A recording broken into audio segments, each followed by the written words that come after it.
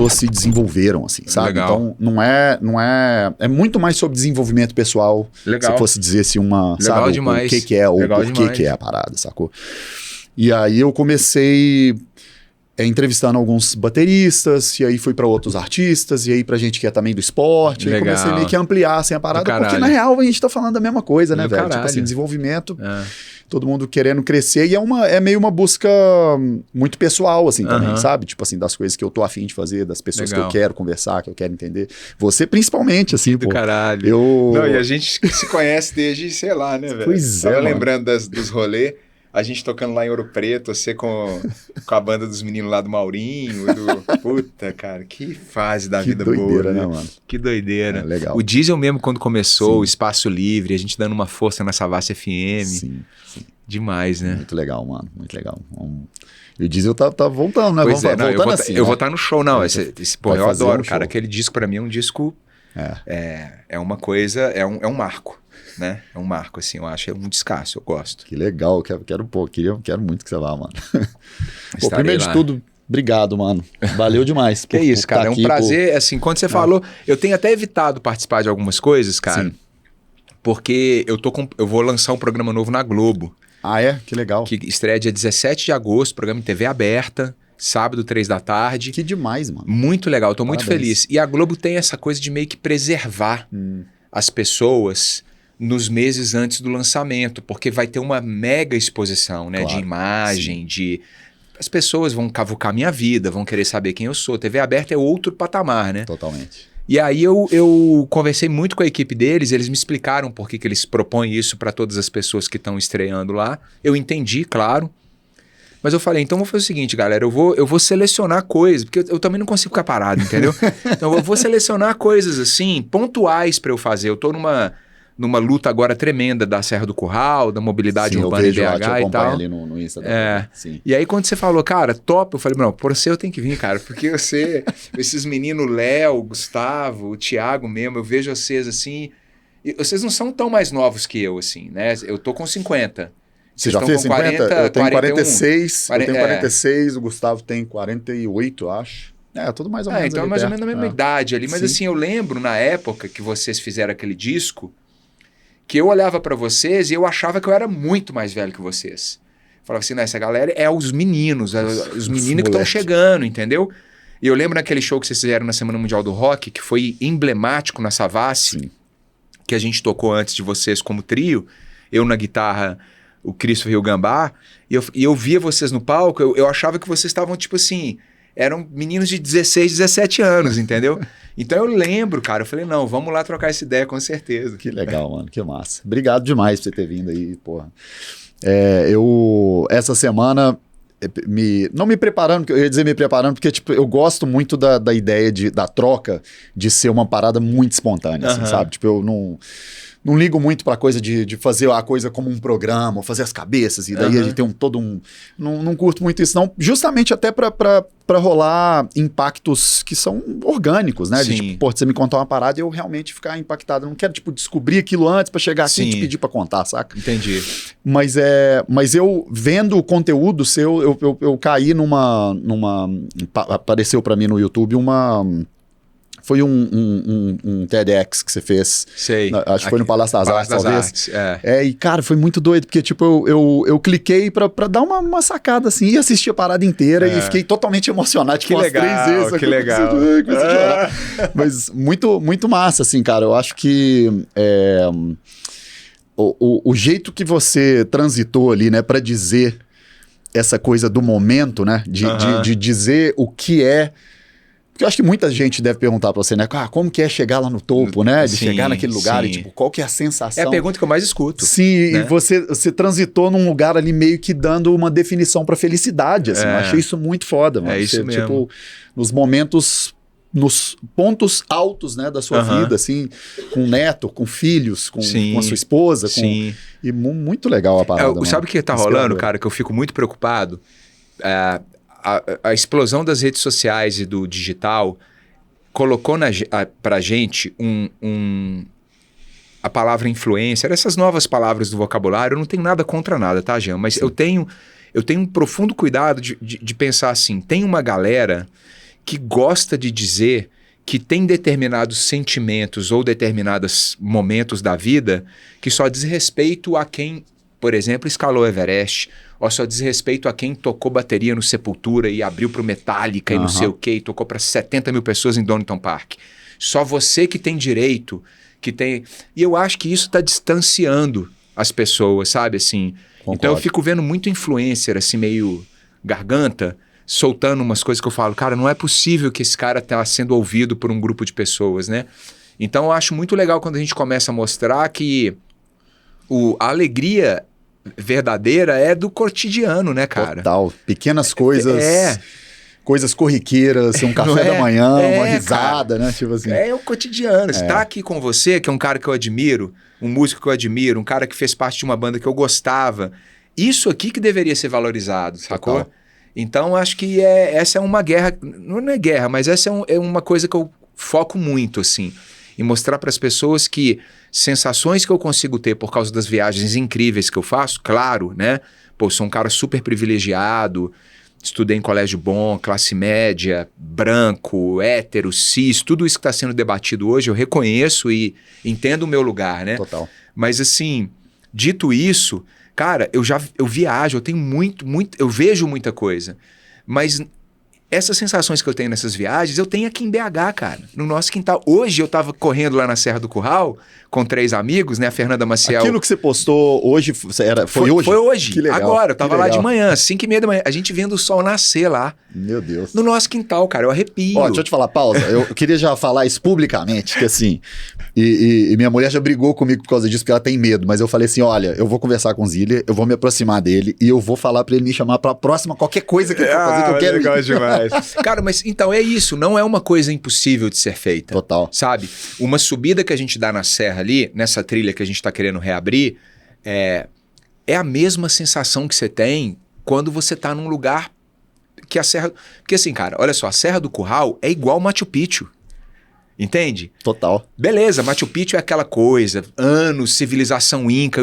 Cara, mas é a mesma coisa. É um lugar numa serra alto, não sei o que, não sei o que. Você sobe lá em cima, se você tiver com o espírito, sabe, aberto, a cabeça aberta e com a sensibilidade de viver aquilo ali, abstraindo todos os problemas que você tem na sua cidade, cara, é uma sensação enorme, assim. E a gente, hoje foi isso, já não arrepio, assim. A gente viu o sol nascer correndo ali, ó, sabe? Eu falei, cara, que coisa incrível. Eu queria pegar os 2,5 milhões de habitantes de BH e fazer assim, ó, fum, botar todo mundo ali comigo e depois devolver para suas casas, entendeu? Que demais. E aqui, esse percurso, ele é inteiro correndo, desde lá de baixo? Não, você não precisa correr. É o seguinte, Belo Horizonte, para quem é de Belo Horizonte vai entender rápido, para quem não é, a gente explica aqui de uma forma mais lúdica. Mas imagina que ali a gente tem uma montanha, uma cordilheira, vamos chamar de cordilheira, não é uma cordilheira, faz parte do Espinhaço, que é uma cordilheira enorme que tem no Brasil. Aliás, é a única cordilheira que a gente tem, a cordilheira do Espinhaço. E dentro dessa cordilheira tem algumas serras, né? Serra do Caraça, Gandarela e a do Curral, que é o cartão postal de BH. Então todo mundo que pousa em BH, pega um táxi, vem para cá, a rodoviária de Belo Horizonte, quando chega de ônibus e olha para a Avenida Afonso Pena, vai ver aquela montanha lá na frente. Essa é a Serra do Curral, tá? Do lado esquerdo do Curral tem um parque, que é o Parque das Mangabeiras.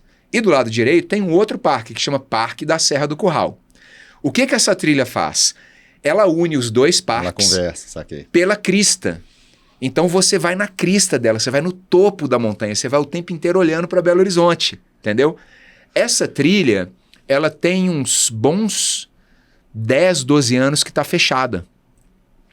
Então esse fechamento não se deveu ao político tal que era prefeito ou partido tal que era prefeito. Foram algumas circunstâncias que envolveram, obviamente, o poder público, mais iniciativa privada, algumas brigas ali de construtoras que queriam mexer no lugar e tal, e fechou a trilha, tá? Qual que é a nossa briga agora? É reabrir a trilha. E aí, reabrindo a trilha, o que vai acontecer? As pessoas entram pelo lado direito, para quem está olhando para a serra de frente, e faz a crista e desce pelo Parque das Mangabeiras. Nesse trajeto, é uma trilha que você vai com a tua esposa e teus filhos e vai ser o dia mais legal da vida deles. Não é uma trilha difícil. É uma trilha que você tem que ficar esperto. né, técnico, é cheio de pedra, a gente está falando de minério de ferro, né? Mas é uma trilha super segura quando você está com seu pai, Só que o que a gente fez? A gente entrou pelo Parque das Mangabeiras, a trilha está fechada hoje, tá? Só que a gente já está em conversa com a prefeitura e com a Fundação de Parques, que é quem administra aquilo ali. Então eu tenho acesso, porque eu estou fazendo toda a vistoria, eu estou entendendo o que precisa melhorar, aonde que precisa fazer reforma e tal. Então a gente entrou pelo Parque das Mangabeiras num horário bem cedinho, e aí essa subida, Jean, é um subidão desses que arranca... bate no lombo. Boa. E aí a Fernanda Maciel é só a nossa maior atleta de corrida de montanha, né? Ela é top 3 do mundo, cara. É a mulher mais incrível que tem do Brasil nesse esporte. E casou dela ser mineira e belo-horizontina, né? Falei, ô Fê, chega aí, você vai ser embaixadora dessa trilha e vamos correr ela. Então hoje a gente foi lá pra correr com ela. Entendi. Meu amigo, quando essa mulher entrou na trilha, eu falei... Tá sentindo as canelas até agora. Eu não vou treinar hoje mais, eu mandei... E o marido dela, o companheiro dela, é o meu treinador. Entendi. É um tcheco, o Martin Zor. E aí, depois que eu terminei de correr, eu mandei uma mensagem para ele assim, tentei acompanhar a sua companheira, mas não rolou não. Então hoje não tem mais treino, abandonei, joguei a toalha. Mas essa é a trilha em questão. E a minha luta lá, que não é minha, é de um coletivo enorme, são várias pessoas que estão envolvidas, é reabrir a trilha. Para você, tua esposa, teus filhos, Diesel, o Thiago, com a filha, para todo mundo poder ir lá ver o que é.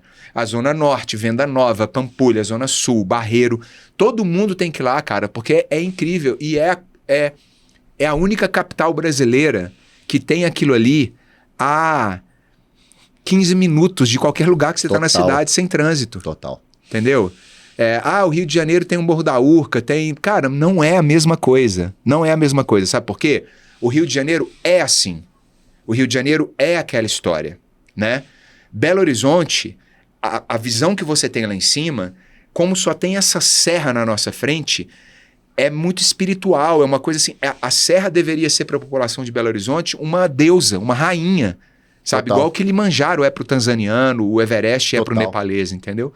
Então é uma sensação diferente do carioca, porque o carioca olha para o lado e vê o tanto de morro, vê um... né? E tal, é lindo, não estou dizendo que no Rio de Janeiro, né? Sim. Mas assim, a nossa serra, ela é muito única e a gente tem que voltar a valorizar isso, entendeu? Que doideira, mano. E me fala um pouco até da preparação pra isso aí. Como que é, assim, porque, tipo, pra quem tá afim de fazer, sabe? Tipo, uma trilha assim. Porque uma coisa é você falar, vou fazer uma trilha e caminhar ali num lugar. Sim. Outra coisa é, tipo, entrar nessa como esporte, ou ser um montanhista, ou ser, né? Tipo, me fala um pouco disso, assim, dessa preparação. Eu acho assim, pra quem mora em capitais ou em cidades que estão perto dessas estruturas, esses monumentos naturais... Eu acho que o mais adequado a se fazer é se juntar com pessoas que já fazem isso, né? Você não ir sozinho, você entender como que é a dinâmica para depois, eventualmente, ir sozinho, né? No caso específico da Serra do Curral, não é difícil. Então dá para ir sozinho, né? O que eu recomendo? O sedentário ou a sedentária vai sofrer muito. Então antes de se aventurar com isso... dá umas caminhadas, né? O esporte mais barato que tem... Preparação simples, sim. Você sair de casa para comprar pão a pé, sim. né? Levar a criança na escola a pé, usar os pés mais do que as rodas do carro.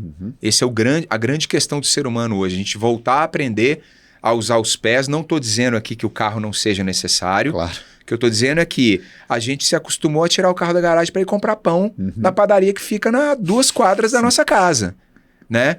Então a gente tem que desacostumar isso. Carro é para coisas complexas e longas, não é para coisas curtas e fáceis, né? Então assim, você desacostumou, você voltou a usar os pés e tal, você tá pronto para ir. Não tem muito segredo. Agora, você quer fazer disso um esporte? Aí não. Aí você tem que treinar um pouco mais. Correr em trilhas técnicas é muito perigoso, porque uma desatenção ou uma pisada em falso, você torce o tornozelo, legal, né? Cai, bate a cabeça e por aí vai, né? Então aí é bom treinar, é bom fazer as coisas, mas aqui em BH, a gente é a capital mundial do trail run, né? Eu brinco, assim, capital mundial da mountain bike, MTB. A gente tem trilhas aqui incríveis na nossa cidade, né? Sim. Então acho que é colar nos coletivos, é o que eu sugiro. Aqui em Belo Horizonte tem o Calma Clima, que é o maior grupo de corrida de rua hoje do Brasil. Sai toda terça-feira, 8 da noite a concentração, 8h30 a corrida. Junta 2.000 pessoas pelas ruas de BH correndo. Que demais. É incrível. Nem sabia que existia. É incrível. Que demais. Aqui em BH tem os grupos de bike, o Giro Rua, o BH em Ciclo, o INCC, o Onda Forte, a Terça das Manas, que é um grupo de bike só de mulheres, que sai toda terça-feira lá da Praça Raul Soares. Então, as mulheres que estão nos escutando aqui, não tem, cola na Terça das Manas, de bicicleta, que você vai fazer umas coisas legais, né? Corrida, tem a Minas na Trilha, né? E aí isso é informação pública. Vai no Instagram, digita lá para pesquisar essas pessoas, você vai achar todo mundo. E eles divulgam aonde que eles estão saindo para fazer esses rolês pela cidade. E para entrar, tipo, é só chegar. Cara, chegar. Ah, que demais. Não tem burocracia. Não tem burocracia nenhuma, entendeu? E aí você vai começar a entender como que é a dinâmica desses esportes que a gente não tem custo para fazer. Total. Né? É um tênis, eu vejo gente correndo descalço, né? Não precisa ser o tênis mais caro do mundo. Né? O Calma Clima, por exemplo, se reúne em regionais de Belo Horizonte, então é só você esperar. Se você está naquele momento que não quer fazer um deslocamento longo, às vezes está um pouco sem grana, espera o Calma passar pela sua regional, cola na praça da regional para fazer a corrida com eles. Então, cara, é muito legal. Que massa, velho. Eu queria escutar de você um pouco da sua história, assim, sabe? De onde você veio, assim, como é que começou... Lá no começo mesmo, como é que era a sua família, assim, você dentro de casa, se tinha uma coisa com artes ali dentro, como que você, né, que você se despertou para tocar, com música, até pro esporte também. Me fala um pouco disso, assim, bem no começo. Cara, eu sou nascido em Belo Horizonte, né, eu sou de 74, fiz 50 anos recentemente agora, meu aniversário é 8 de julho. Parabéns. E pois é, não tem nem hoje dia, sei lá, mas tem pouco tempo. Mas a primeira parte da minha infância, do 0 aos 12 anos, eu fiquei muito nômade, porque meus pais eles eram bem propícios a ir para a vida, assim, sair fora. Então eu morei em Salvador um tempo, morei pouquíssimo tempo no Rio de Janeiro. Mas isso por quê? Por causa de trabalho? Trabalho. Tá. Meu pai era representante comercial, então ele era muito bom, ele era um ótimo vendedor. Então ele recebia as propostas para abrir... locais, escritórios nas regiões, e ele topava e ia, né? Tanto que a gente foi morar em Belém do Pará no final da década de 70. Doideira, você morou ali. Doideira. Início dos 80, e eu fui alfabetizado lá. É mesmo? Foi uma época, assim, incrível, cara. Uma época que você tem lembranças, assim? Tenho. Tipo... Não, Belém eu lembro de tudo. Salvador eu lembro algumas coisas, mas Belém eu lembro, assim, lembro de tudo. Lembro nome de rua, onde eu morava, lembro dos jogos de futebol em campos de serragem, lembro da Praça Batista Campos, do Museu Emílio Gueldi, do Mercado Ver o Peso, o cheiro das coisas. Lembro da Ilha do Cumbu, que é uma ilha que é o início da floresta amazônica, né? Onde os ribeirinhos, os caçaras têm umas casas muito legais, assim. Então eu lembro de tudo. Então até os 12 anos eu fiquei nesse negócio aí. Pra cá. E aí muita influência, né? Influência indígena de Belém. Os meus amigos eram todos de descendência indígena. Eu tenho uma foto muito legal do time de futebol que eu jogava lá, que eu era goleiro. Eu era o único gringo, entre aspas, né? Então foi uma fase, assim, muita diversidade, muito cheiro, muita cor e por aí vai. Meu pai sempre gostou de música, ele toca violão. Eu aprendi a tocar violão por causa dele. Nessa época, mais ou menos? Nessa época ele já tocava, ele tinha um violão, tocava dentro de casa. O que ele tocava? Então, meu pai, cara, ele é um cara que ele adorava as músicas que hoje eu escuto e valorizo demais, por causa eu acho que eu amadureci como músico depois de você, muito depois. Porque você, como se profissionalizou e se tornou músico, você entende a qualidade, por exemplo, do Roupa Nova. Total. Saca? O Andrés Kisser é assim, que foi seu companheiro de banda. O Andrés, ele saca a qualidade da banda da Ivete Sangalo e da Ivete Sangalo. Total. Entendeu? Eu não tinha essa percepção.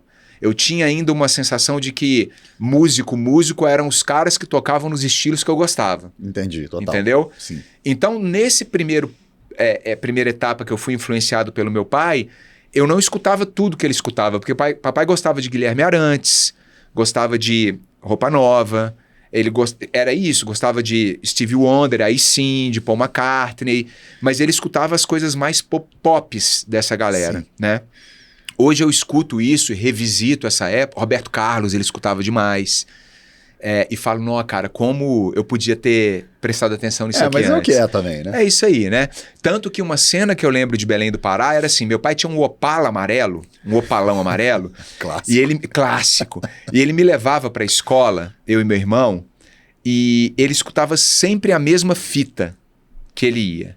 E uma das músicas que tocava, que assim, não sai da minha cabeça, era Meu Mundo e Nada Mais, do Guilherme Arantes, né? Que é o super clássico do Guilherme Arantes, que aliás é um músico inacreditável, sim. né? Tocava Lança Perfume da Rita Lee, que aí eu já gostava, apesar de já não era muito... nessa época eu era muito metaleiro, eu escutava muito metal.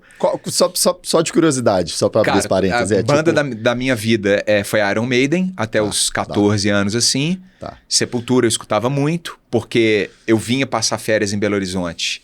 E era o início daquele movimento ali da Cogumelo Records, com Overdose, Chacal, Sepultura e tal. Essa metalerada toda aí. É isso, então aquilo ali me encantava, né? Eu tinha os discos todos e tal. Mas escutei, cara, de metal farofa, Accept, sabe? James Dio, puta, cara, umas Leatherwolf, umas bandas que eu falo assim, nó, cara. E eu tenho esses discos lá em casa, só pra lembrar dessa época, legal. Assim. Eu comprava disco por causa da capa. Sim, né? Eu também, do Iron Maiden principalmente. Nossa, Iron Maiden eu tenho assim, tudo, eu tenho a coleção em vinil. Então eu escutava muito isso nessa época, né? E era um moleque de 12 anos, eu não admitia Guilherme Arantes na minha vida. Então essa fitinha pra você era meio Era meio assim, mas hoje é uma memória afetiva que eu tenho. Total. Que eu lembro e às vezes eu fico emocionado. Total, saco sabe? Demais, sim. Papai ali, eu no banco de trás, lancheirinha pra escola. Né? Quando eu fui traído, vi tudo mudar. Sabe essa onda? Eu falei assim, pô, cara, que...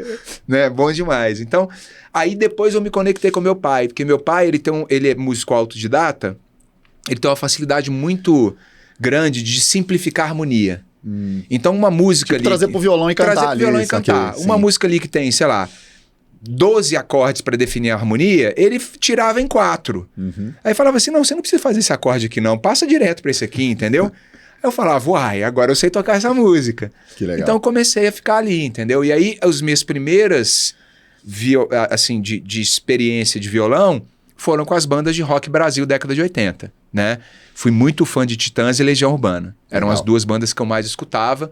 Depois eu caí para Paralamas do Sucesso, que eu adorava, que foi o primeiro show que eu assisti na vida com a minha mãe, aos 12 anos de idade, no ginásio de basquete e voleibol de Belém, Blitz, Paralamas do Sucesso e Plebe Russo. Não, Rádio Táxi. Demais. Aí eu falei, cara... Entendi. Né? Então vem daí muito essa minha primeira formação musical, assim. Eu quis ter uma banda, quis tocar aí... Quando a gente mudou para Belo Horizonte, no colégio... Aí isso já era... Aí já para 12, 13 anos. A gente voltou para BH. Começou na adolescência. Na adolescência, fui estudar no Marista Dom Silvério. E aí eu já tinha essa coisa de querer montar uma banda. Então tinha o Sandrão, que tocava guitarra, o Leozinho Lacchini, né, que toca no Mandrix, tocou no Tia Anastácia, já era meu colega e já era um cara que estava ali estudando a guitarra.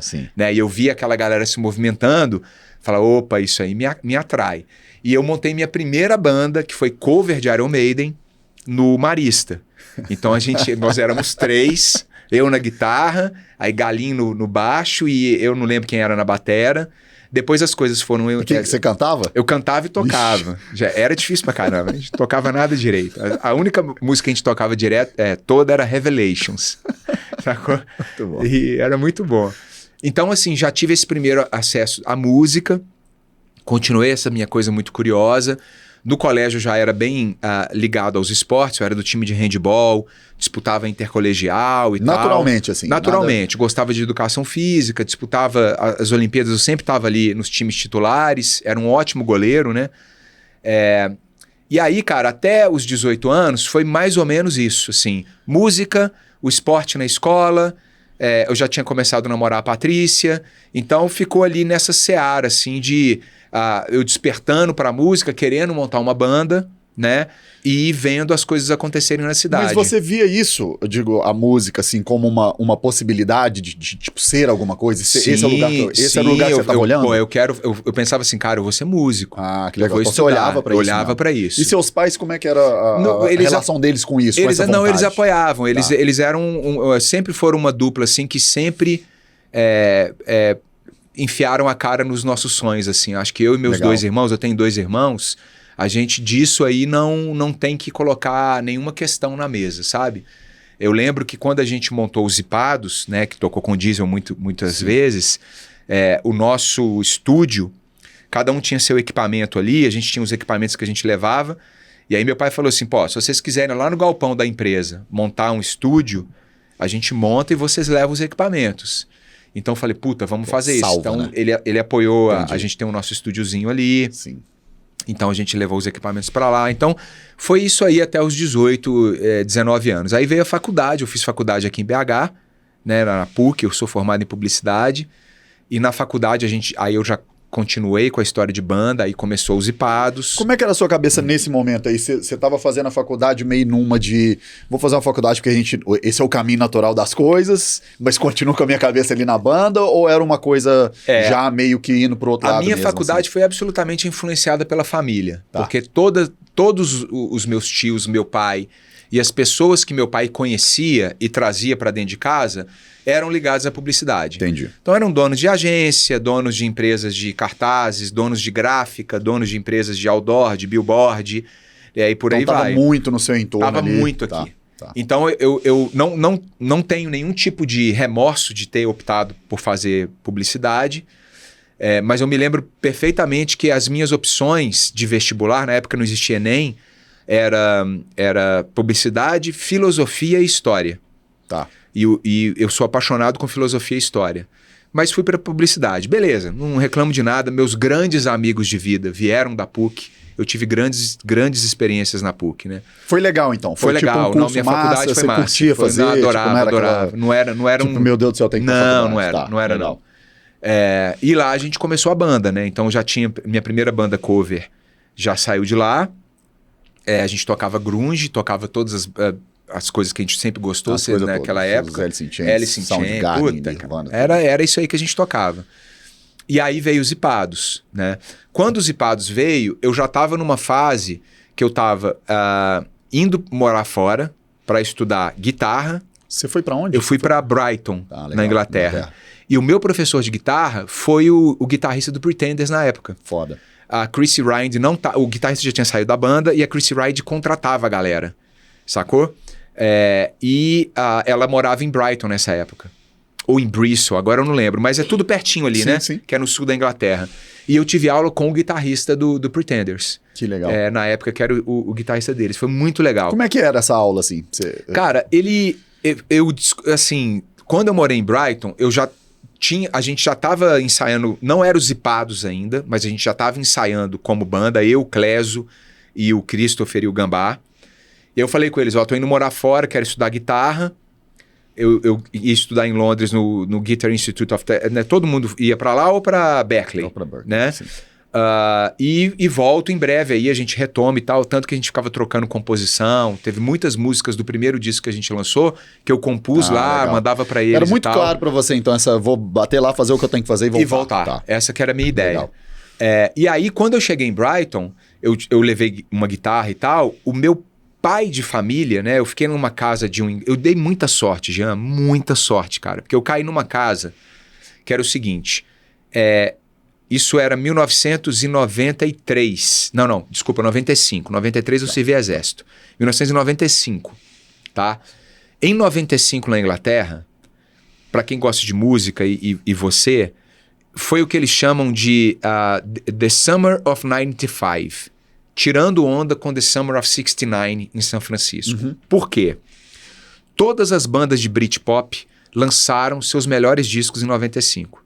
Então pega aí Supergrass, Blur, Oasis, Radiohead, Portishead, Prodigy.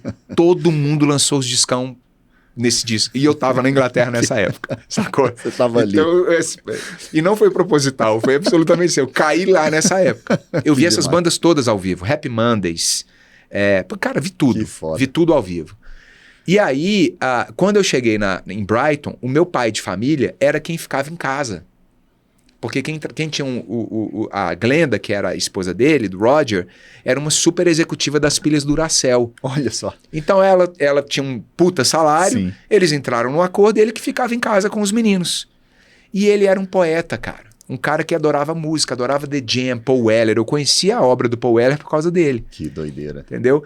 E eu ficava com ele, falava, Roger, eu preciso fazer aula de guitarra, você me indica. Ele falou, vai nesse lugar, não sei o que. Então ele ficava me dando as dicas. Tá. E aí eu fui num lugar uma vez ver uma apresentação, num pubzinho, que o guitarrista do Pretenders estava tocando. Eu não sabia que ele era o cara que estava tocando com a Chrissy Hynde. Tava ali escutando o cara tocando. No final eu falei com ele, falei, pô, você tá dando aula de guitarra? Ele falou, me deu o cartão dele. Eu fui lá na semana, não lembro agora se foi no dia seguinte, uma semana depois, e me conectei com ele. Depois ali da quinta aula, que ele falou, não, eu tô tocando com os Pretenders, vamos aprender umas músicas aqui dos Pretenders? Eu falei, cara, você tá tocando com os Pretenders? Como assim, né? Como assim, velho? Inclusive foi ele que me aplicou numa gig, que, sabe, Pixies? A baixista do Pixies tinha uma banda na época que chamava The Breeders.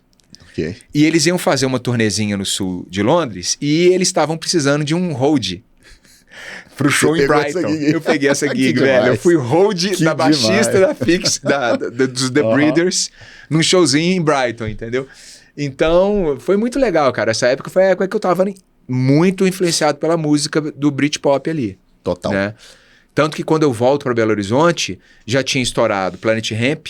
Você lembra do Super Demo, Festival da Elza Cohen? Não. Um festival do Rio de Janeiro, um dos primeiros ali. Já tinha estourado nessa época aí Chico Science, Planet Hemp, só que era o início dessa fagulha. E quando eu voltei pro Brasil, eu lembro que a gente ia ali pro Bebes no Vale do Sereno, que era completamente diferente do que é hoje, né? Super deserto. E na Jukebox tinha o disco do Planet Hemp. E a gente ia tomar uma cerveja e conversar como banda lá, escutando Planet Hemp. Eu conto isso pro Benegão, né? Pro Bernardo, que é super amigo meu hoje, com uma alegria total doideira, de dizer, né? Assim, né? Eu não conhecia eles na época e foi a banda que me influenciou a falar, cara, nós temos que fazer o que esses caras estão fazendo. Então, eu acho assim, essa primeira fase da minha vida,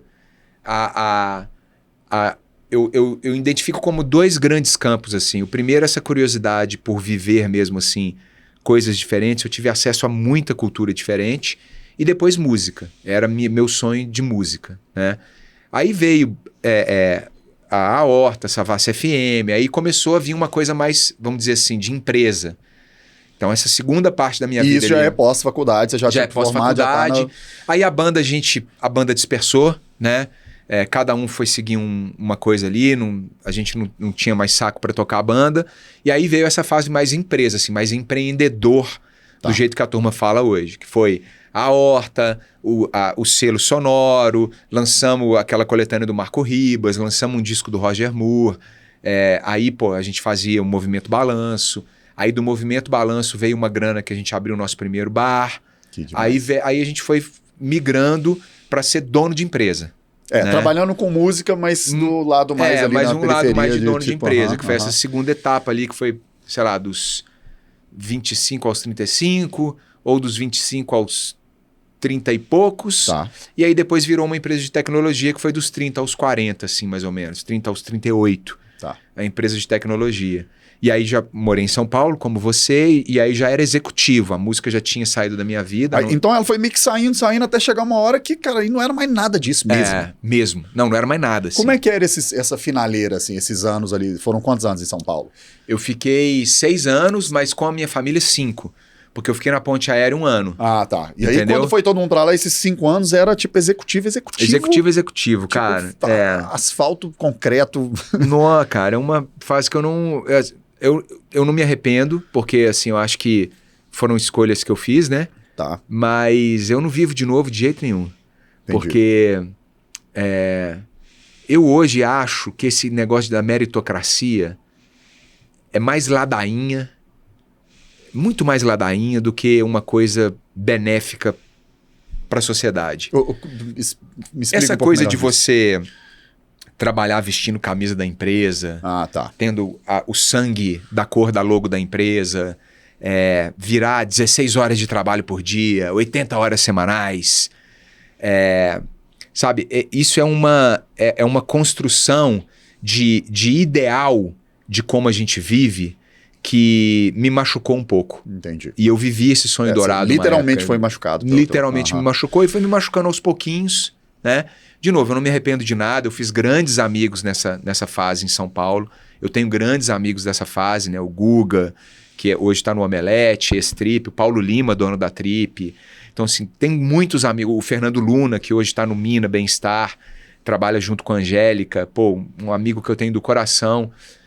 Mas, cara, foi uma época que eu adoeci, inclusive, né? Eu fiquei ali, que foi quando eu tive o burnout, Fala um pouquinho dele, assim, porque não é todo mundo que tá ligado. Me conta um pouco dessa eu acho episódio, assim, você se machuca e você sabe que tem algo errado, mas você insiste naquilo ali por vários motivos, tá? No meu caso, foi... Hoje eu... Depois de muita terapia, pensar a respeito e tal. Você tá, né, racionalizando e pensando melhor sobre isso. Foi literalmente para não decepcionar as pessoas que estavam comigo. Olha que doideira. Isso é muito doido. Foi literalmente, cara, eu não vou deixar essa galera na mão. Eu vou até onde eu conseguir. Mas você acha que tinha uma pressão do lado financeiro também? De tipo assim, não tenha dúvida. Manter essa... Sim, não tenha dúvida. Né? Não tenha dúvida, sim. Foi uma época que a gente estava vivendo esse sonho aí mesmo, entendeu? Mas, cara, eu acho que... no meu caso, foi literalmente essa história de não deixar amigo, porque a gente começou como uma empresa de amigos. Depois foram entrando novos sócios, assim, mas eu fiz negócio com o meu amigo de faculdade, meu amigo de vida, sabe? Então eu tinha essa sensação de, cara, eu não posso deixar essa galera na mão agora. Saquei, total. Né? Eu me sentia responsável pela galera. Responsável por aquilo ali, tinha uma cobrança enorme. Enorme. Tipo, Então eu fui, cara, até... eu caí e ficar doente. Mas aqui, me fala dessa... Quando que você começou a escutar essa pontinha de tipo assim, mano... Tem... Vai dar zero. Na verdade, foi um dia que a gente saiu pra almoçar com os meninos na rua, um domingo. Os meninos estavam no banco de trás, o Matheus estava dormindo. A gente tem 3 filhos, né? Joana, Yara e Matheus. Matheus estava dormindo e eu, voltando pra casa, eu viro pra Patrícia e falei assim, eu tô achando que vou ter um infarto. Falei baixinho pra ela, acho que eu vou ter um infarto, tô suando muito. Quero parar numa farmácia para medir a pressão. Então eu entrei numa paranoia. Que doideira. Tipo... Mas sentindo uma coisa física também. Coisa, tipo síndrome de pânico. Falei, Paty, vai... Não sei o que. Aí ela falou... a gente ficou com medo dos meninos para não deixar com medo. Não alarmar e virar um... Exatamente. Eu parei na farmácia. Lembro como se fosse hoje. Eu desci do carro, medi a pressão. Estava alta. Medi... a temperatura, fiz ali aquelas coisas básicas, oxímetro, dei uma respirada, falei com o farmacêutico, era uma farmácia perto de casa, falei, cara, não tô me sentindo bem, tô passando mal. Falou, não, cara, vai para casa, relaxa um pouco, aparentemente não tem nada, pode ser alguma coisa ali de ir procura um médico, né? Fui para casa, tomei um banho, a Patrícia me protegeu, fiquei ali quietinho. Ela sacava já? Sacava tudo. Entendi. E eu tava muito diferente, né, cara? Se você vê foto minha dessa época, você fala, pô, não é a mesma pessoa. É uma pessoa completamente diferente. O semblante era muito carregado, era uma outra onda. Quase doente, assim. Era uma pessoa doente, uma pessoa doente, energeticamente doente. Total, saquei. Né? E aí, cara, eu não fui no médico. Então falei, não, isso aí foi um estresse. Um estressinho, rapidamente passa E aí essa coisa foi acumulando. Vamos continuar. E um belo dia eu tive um breakdown, assim. Falei, cara, não rola mais e tal. Um desmaio? Tive um desmaio no trânsito. Literalmente. Literalmente, né? Então, desmaiei, dirigindo o carro, apaguei. Né? Fui pro hospital, fiz os exames todos. E aí fui diagnosticado com burnout. Nessa época, 2012... era um termo que era raríssimo você escutar. Hoje, a gente, inclusive, virou uma condição pela Organização Mundial de Saúde, né? Junto com esse burnout veio uma série de questões eu tinha acessos de ansiedade, eu tive um pico de crise do pânico muito grande, assim, né? Para quem já teve sabe do que eu tô falando.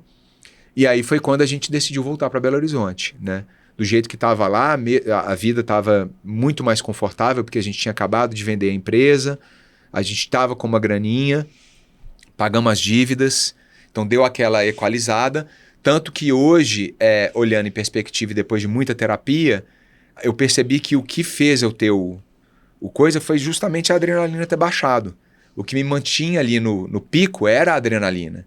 E hoje é uma grande crítica que eu tenho a esse modelo meritocrático, baseado em bônus, em fazer mais, em ser produtivos todo dia você tem que dar 100% do que você tem, e pá, e sangue laranja, sangue roxo, sangue verde, bora. Eu tenho críticas a esse modelo, porque esse modelo mantém a adrenalina do funcionário aqui, ó. Na hora que o funcionário dá aquela acalmada, que vem as dores, entendeu? Enquanto você tá correndo ali com a adrenalina, você mascara segura as dores. Sim. Né? Te deixa anestesiado. Total. Pra isso. Então eu hoje, olhando em perspectiva, foi isso que rolou, entendeu? É um modelo que eu não quero mais pra minha vida. Eu não valorizo. Eu não acho que é o caminho para a sociedade hoje, esse acúmulo de riqueza do jeito que a gente faz hoje, né? Eu acho que quem transmite esse tipo de modelo está fazendo uma coisa ruim para a sociedade. Não é uma coisa que deveria ser valorizada em nenhum lugar do mundo, né? E em alguns lugares isso não é valorizado, isso não está no vocabulário, né? A gente costuma falar dos países nórdicos, Finlândia, Dinamarca, Suécia e tal, mas cara, lá isso aí não existe lá. Não existe, né? Eu tenho amigos que moram lá e tal, e não existe. Você sabe disso, você tocou lá muitas vezes, né? Outra parada. Então é outra parada, é outra parada. E só que é um modelo que a gente vive, né? Modelo muito importado dos Estados Unidos, né? Esse modelo de... eu não sei explicar, cara. É uma coisa que não me apega mais. Né? E nesse momento que vocês voltam, aí você meio que ressignificou a parada toda. Então começou outra parada. Eu mudei de emprego, literalmente. Eu voltei a escrever, né? Eu sou redator, né? Me formei em publicidade, em redação publicitária. Foi onde que eu busquei ali as principais coisas. Mas escrevi durante muito pouco tempo. Depois já entrei nessa coisa de vender, de ser o diretor de negócios das empresas que a gente fazia. E aí depois eu voltei e falei, não, vou voltar a escrever, vou voltar a fazer as coisas que me dão prazer. A minha sogra, que é a minha segunda mãe, me ajudou bastante, nos ajudou bastante, porque a gente morou na casa dela no primeiro ano de volta para Belo Horizonte. Eu não tinha fluxo de grana, eu ia né? te perguntar isso, como é que você conseguiu fazer essa transição? A gente tinha uma grana que a gente fez por causa da venda, e essa grana a gente queimou ela ao longo do ano. Precisou. Só que aí nesse ano eu não fiquei parado, eu fui buscar alternativas, escrevia muita coisa, escrevi argumento para história em quadrinho de amigo meu, escrevi roteiro para programa da Globo, escrevi... Então você foi fazendo... Fui fazendo um monte de coisas que não davam grana naquele momento, mas que me abriam muitas portas, eu conheci muita gente, né? E na paralela fui me condicionando fisicamente, porque... e aí começou então esse... o que me salvou assim, nessa parte da saúde... foi ter voltado com esporte para a agenda.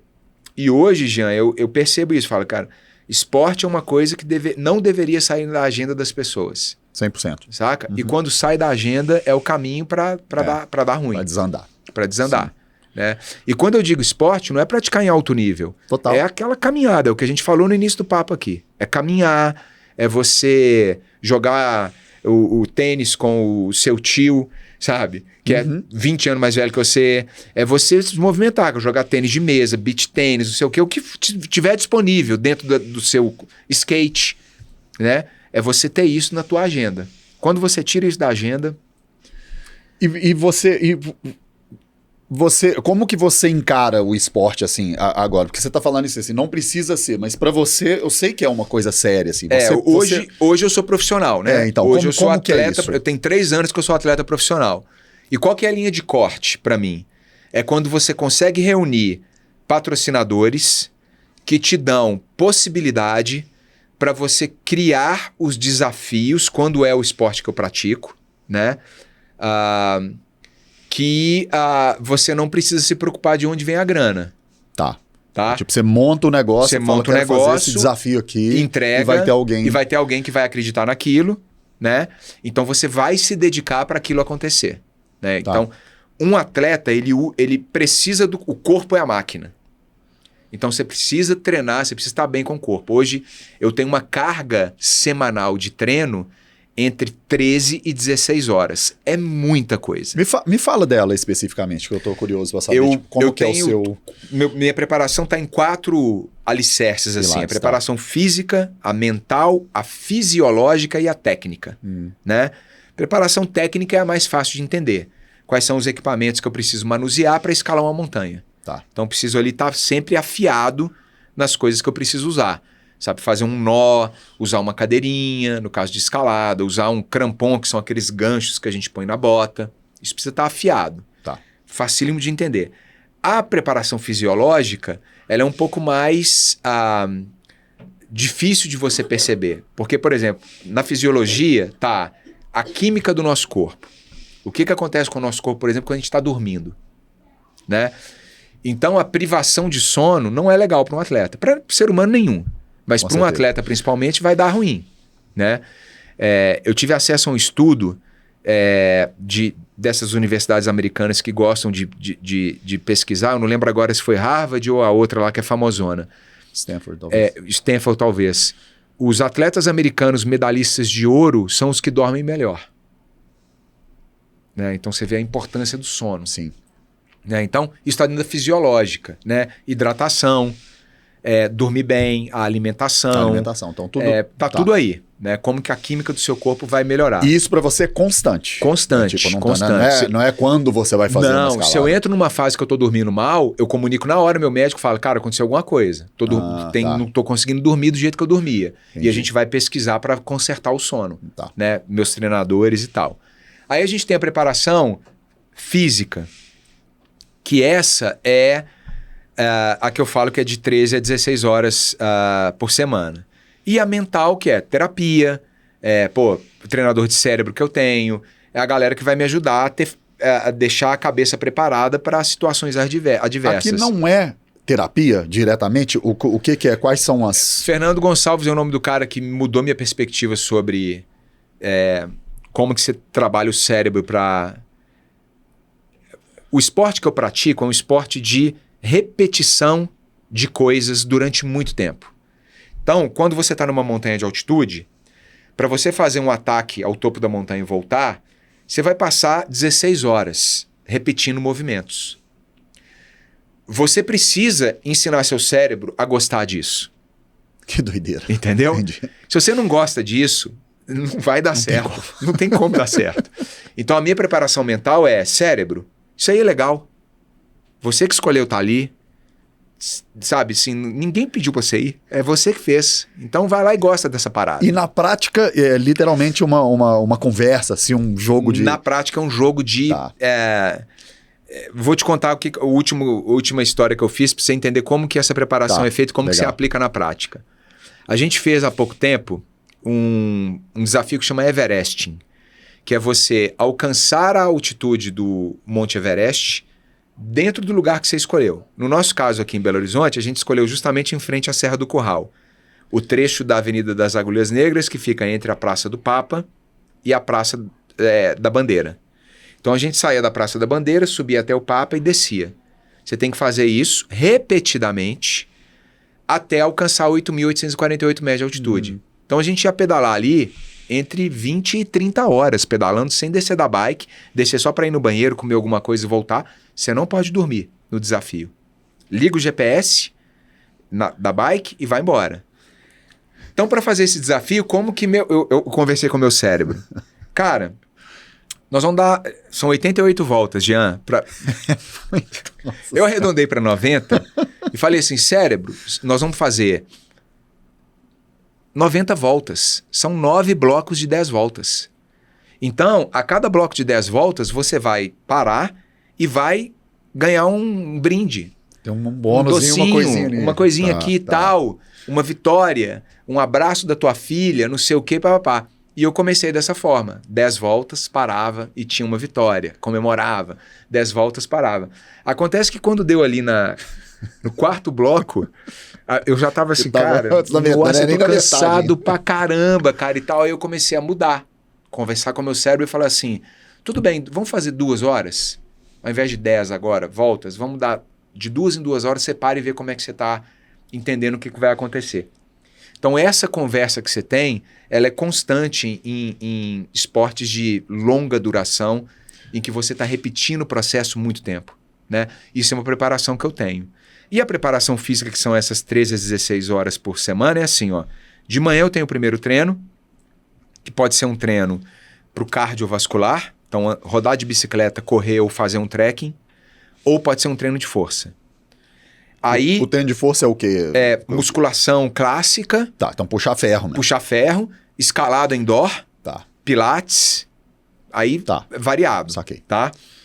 Aí logo depois do almoço eu tenho o segundo treino, que aí é o inverso. Se eu fiz o treino de força de manhã, eu tenho o cardio à tarde. Entendeu o meu ponto? Entendi. E tem dia que eu rodo 6 horas de bike. No fim de semana, por exemplo, tem um dos dias que eu rodo entre 4 e 6 horas de bike. É meu treino longo. Se você pega 6 horas de bike sábado, mais 3 horas domingo, só aí já foram 9 horas. Né? Aí no dia de semana é normalmente 3 horas por dia. Entendeu? Então ali, 16 horas, cara, é muita coisa. É muita coisa, velho. Sabe assim? E aí tem dia que eu tenho o famoso descanso ativo, que você não vai fazer nada, mas seu corpo não pode ficar paradão. Ele tem que entender que você tá ali também. Você tá online. Tá online, né? Então é onde que eu acordo, aí dou uma rodadinha de leve numa bike estática, ou eu vou fazer uma caminhada com minha neta, sabe? Assim, põe ela na mochilinha e tal, e ela não anda ainda, mas eu tô ali com ela, né? Muita fisioterapia, muita massagem, acupuntura, para manter o corpo estável. Só que quais são as 3 coisas que eu acho que eu mudei, Jean, e que se você um dia quiser experimentar, você vai se dar muito bem. Eu cortei o álcool da minha vida, eu não bebo mais álcool, né? Eu bebo cerveja zero, eu bebo muitos drinks sem álcool para acompanhar a minha galera que eu gosto. Manter aquela coisa social. Sim, que eu acho que talvez o maior. Mas cortei o álcool, cara. Tá, isso mudou legal. o meu dia seguinte. O meu dia seguinte é uma coisa incrível, né? A minha alimentação hoje ela é 100% vegetal, né? Então é uma alimentação vegetariana estrita. Eu não sou vegano, porque eu não sei se essa roupa aqui, por exemplo, tem algum... Entendi. Eu não tenho... Então, saquei. Mas a minha alimentação é vegana, né? Então eu Tem costumo... quanto tempo? Tem 5 anos. Isso mudou minha vida. É mesmo? Sente controlou meu colesterol, controlou minha pressão, foram as variáveis que eu mudei e controlou meu peso. Hoje eu cheguei a pesar 118 quilos, cara. Nossa. 1,75 eu tenho. Hoje eu peso 79. Então assim, um negócio é uma mudança muito grande. Radical. E o sono. Essas 3 coisas, eu acho que são as principais coisas que catalisaram hoje para a saúde que eu tenho e para as coisas que eu faço, né? Pode não funcionar para você, pode não funcionar para quem está assistindo a gente. Claro. Mas Isso é ali, de cara, pessoa foi o que realmente para mim funcionou, entendeu? E os banhos de gelo, onde que é que entra? Que eu faço isso tem um tempo, já toda semana eu faço. Você faz banho de gelo? É bom demais, né? É bom demais. Cara, o meu fisioterapeuta, ele é uma figura, o Ricardo Vidal, ele é uma figura, cara. Um cara, fisioterapeuta de métodos que a ciência defende, que é testado, né? E aí eu viro pra ele e falo assim, ô Rick, tô indo lá na imersão de gelo, cara, tô adorando, não sei o quê. Aí ele vira pra mim assim, ô Zília, você sabe que isso aí não tem estudo científico que prova nada não, né? Ele começa assim, ele é uma figura. Aí eu falo assim, uai Rick, mas eu tô indo lá. Ele falou assim, não cara, eu tô te falando o seguinte, quando você entra no tanque de imersão de gelo, você entra uma pessoa. Você sai melhor do que você entrou? Aí eu falo, saio. Ele falou, então tá funcionando. Então tá rolando. Então é isso, eu acho que o tanque de gelo entra muito nisso, assim. Óbvio que já tem os estudos que mostram os benefícios, bastante coisa. Mas eu entro e saio melhor, cara. É uma coisa que... Pra mim é ridículo. Na verdade, é uma das coisas mais chocantes que eu nos últimos anos, assim, entendi. Que a parada muda. Incrível, né, cara? Incrível. Bom demais. Aí tem a turma que fala que é 11 minutos semanais, né? Se você faz a imersão em vários dias e o total da sua imersão der 11 minutos, é o que precisa. Que legal. Eu faço 3 minutos, de 3 a 5, assim, uma vez por semana. É isso aí. Eu curto muito. Me dá uma injeção.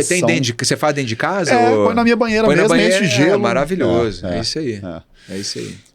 Pô, cara, que massa. Eu não quero te segurar muito mais aqui, que eu sei que você tá nesse... Mas dá pra gente ficar um bocadinho, ué. Então pronto. Você tava gravando isso tudo? Já tava gravando? Você nem começou a... Você não falou estamos no ar e tal? Estamos no ar, velho. Tá tudo acontecendo. Mas eu queria, na verdade, que você estendesse um pouco, assim, né? Que você falou do começo, onde você chegou, do breakdown ali e tudo mais. Me fala do agora, assim. Quais são seus... pra onde que é que você tá olhando? Como que você lida com essa coisa de objetivo? Você é um cara metódico nesse sentido? Tipo assim, eu quero alcançar aquela coisa.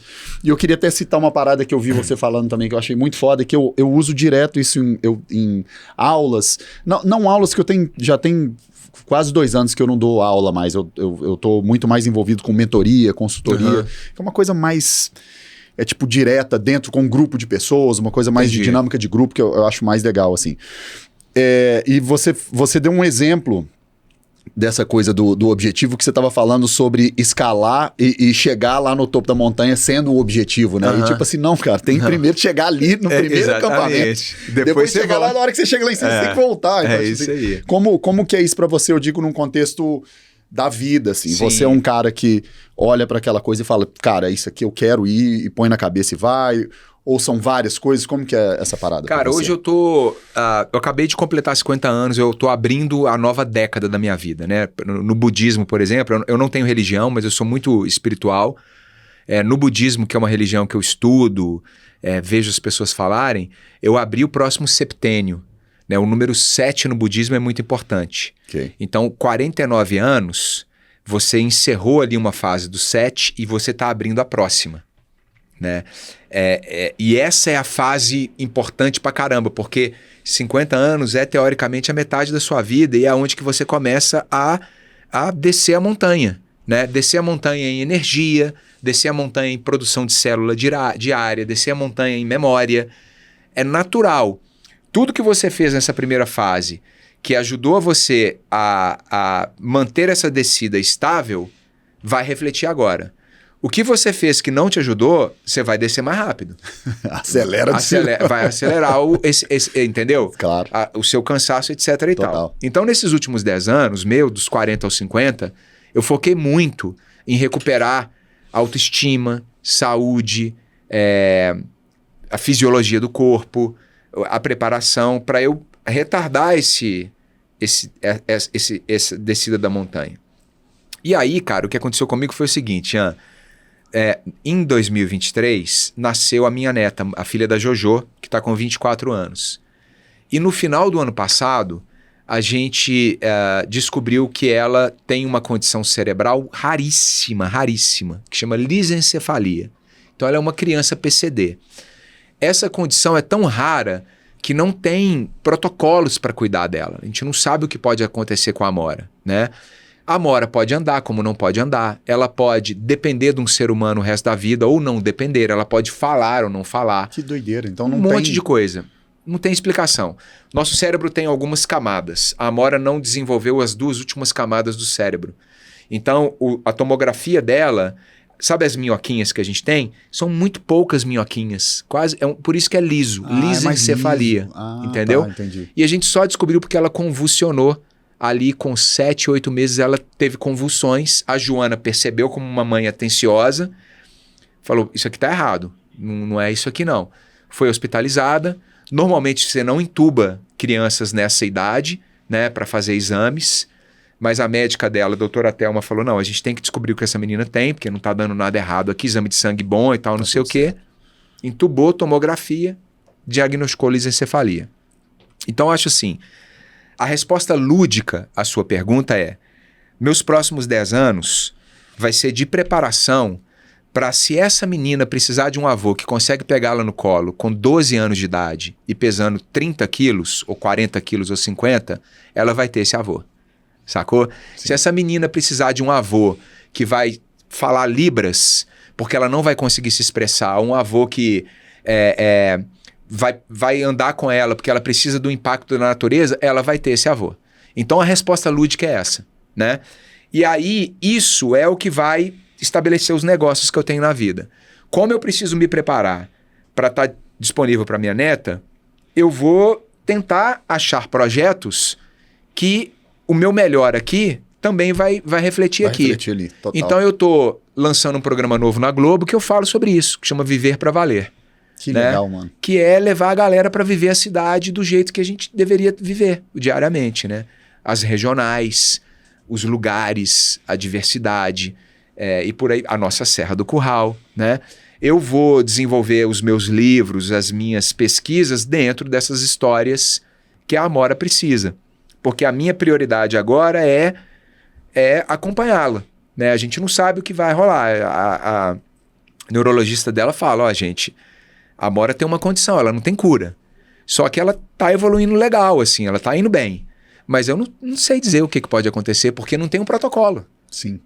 A gente não sabe, né? A lisencefalia é muito raro. É tipo, a Joana me falou outro dia, uma criança a cada, não sei, 200, se eu não me engano. Aqui em Belo Horizonte, a Amora eu acho que é a única, ou tem mais uma. Muitíssimo raro, né? Então, ok, tá entendido, virei a página e agora é isso, assim, tô com ela e vou me preparar para ser o avô que vai estar do lado dela se ela precisar, para auxiliar a Jojo também, né? Para Jojo, uma mulher de 24 anos, também ter vida, né, cara? Ter as coisas dela, assim. Então, essa rede eu vou ser um avô de rede de apoio, entendeu? Na hora que minha filha ligar para mim e falar assim, pai, você consegue pegar a Amora para mim, não sei o quê, e se eu tiver 60 anos, eu não posso ser o avô que fala assim, eu não consigo porque eu tô com a dor no joelho. Eu não consigo porque eu tô com baixa energia. Eu quero ser o avô que vai falar assim, agora, onde você tá? Não, papai, você tá sem carro, não tem problema, eu vou correndo. Entendeu? Deixa eu só pôr meu tênis aqui e já eu tô aí, entendeu? Então a resposta lúdica é essa, entendeu? Que demais.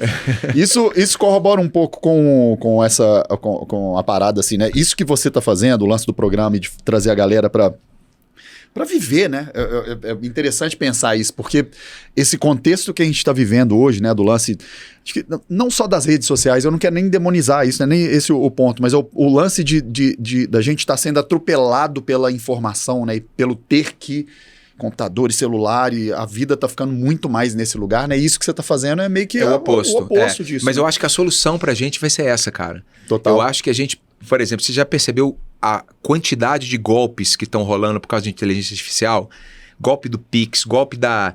ali no Instagram mesmo tem um monte de anúncio clandestino com pessoas famosas falando de um produto que não existe, que você vai pagar lá e nunca vai chegar, né? Como que a gente soluciona isso? Relação humana. Né?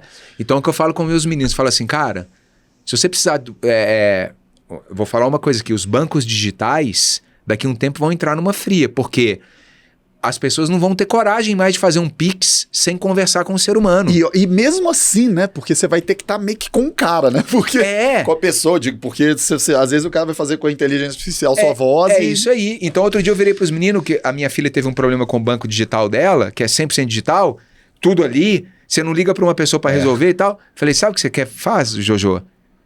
Fecha essa conta e abre ele no banco que tem gerente.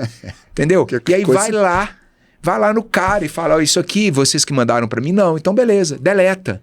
Sabe? Não clica em clique clandestino, em da onde você não sabe. Então eu acho que o que salva, e como eu eduquei os meninos, e a Patrícia tem muito mais mérito nisso do que eu, é o seguinte, a criança precisa ter autoestima.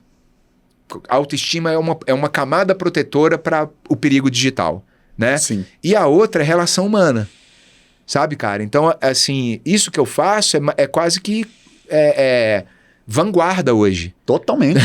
Você voltar a ter as relações humanas em primeiro lugar, né? Esquece, cara. Inclusive, você vai ser muito colocado nesse lugar por muita gente, né? Do tiozão que tem essa coisa saudosista e que quer... Cara, mas eu aceito com o maior prazer. Não, com certeza. Eu tô dizendo que é uma doideira isso. Doideira. E você é totalmente otimista, então, na ideia, cara, de imaginar que isso seja possível. Eu sou otimista. Eu acho que eu tenho um receio sobre o uso da inteligência artificial pelas pessoas que querem o poder a qualquer custo, né? Mas eu acho que a gente vai voltar a se organizar para inteligência artificial ou qualquer tipo de dinâmica digital não agredirem os grupos que têm autoestima e os grupos que estão com relacionamento no olho. Sim. Sabe?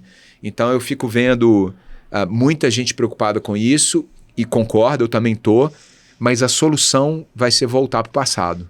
Quando uma pessoa fala, não, nós vamos voltar para o passado, eu acho que é muito isso. Nesse sentido. Quando os pensadores falam, os sociólogos, os antropólogos, eu acho que vai ser nisso, cara. Eu, por exemplo, voltei a ter conta em banco tradicional, que tem agência, sim, que eu consigo ir lá e falo com uma pessoa, sabe? Porque, cara, a turma tá de sacanagem, né, Jean? A turma tá abusando demais, cara. E é muito fácil hoje você aplicar um golpe. É muito fácil. Né? E um monte de gente caindo. Meu pai caiu outro dia. A Jojo ficou pé da vida outro dia porque comprou uma passagem aérea que nunca existiu. Nada disso, sim. Né? Então, assim, é isso, cara. A gente vai voltar a ligar para as pessoas e, sabe, ter esse tete a tete, né? E desconfiar. Porque a turma tá aí tá abusando, né, cara? A turma tá pegando pesado. Cara, que legal. Obrigado demais, velho. Muito foda. Eu vou ter que fazer um outro episódio em algum momento, parte 2. Eu vou no show da Diesel. Isso, vamos deixa eu ser impactado por aquilo ali. Pronto. E aí a gente faz um só sobre música.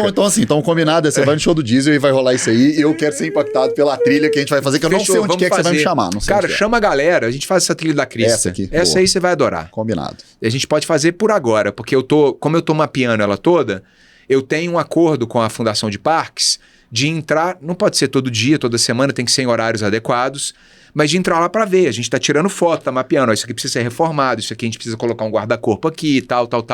Então eu sempre tô levando pessoas nesses momentos, entendeu? É sério, hein? Combinadíssimo. Fechadíssimo. Fechadíssimo. Boa. Compromisso público. Foda. Obrigado, velho. Eu que agradeço.